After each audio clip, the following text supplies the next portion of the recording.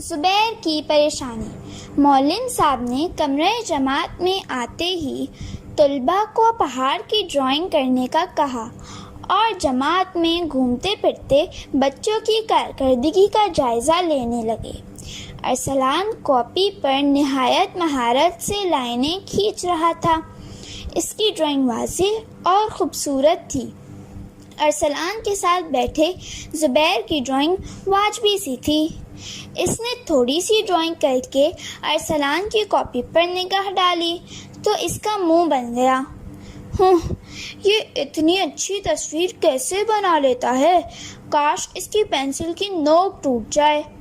ایک گندی سی خواہش اس کے دل میں ابھری تھی۔ سب بچے تصویر بنا چکے تو معلم صاحب نے تصویر کے ساتھ علامہ اقبال کی نظم ایک پہاڑ اور گلہری لکھنے کے لیے دے دی۔ بچے ایک بار پھر مصروف ہو گئے۔ زبیر بھی لکھنے میں مشغول ہو گیا، لیکن تھوڑی ہی دیر بعد اپنی عادت سے مجبور ہو کر اس نے سامنے بیٹھے واصف کی کاپی دیکھی۔ اس کا خط کیا ہی خوب تھا۔ زبیر کو اپنا آپ بہت کمتر محسوس ہوا۔ نہ میرا خط اچھا ہے، نہ ڈرائنگ۔ اس کا دل گھٹن سے بھر گیا۔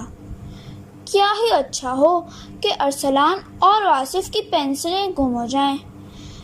عجیب و غریب خیالات اس کے دماغ میں چل رہے تھے۔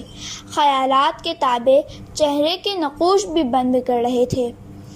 اب بچے یہ نظم خوبصورت ادائیگی اور تلفظ سے پڑھ کر سنائیں گے۔ زبیر کا چہرہ یکدم خوشی سے کھل اٹھا۔ سب جانتے تھے کہ اس سے اچھا نظمیں پڑھنے والا جماعت میں کوئی اور نہیں تھا۔